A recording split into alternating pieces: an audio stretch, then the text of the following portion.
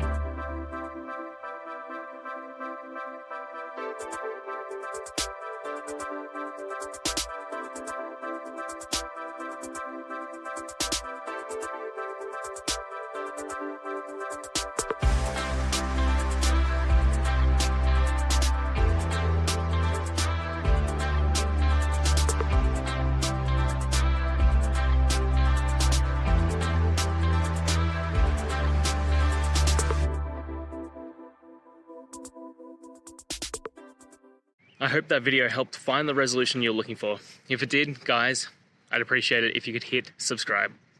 Until the next time that you need more technical help, I hope you have a good one. Cheers.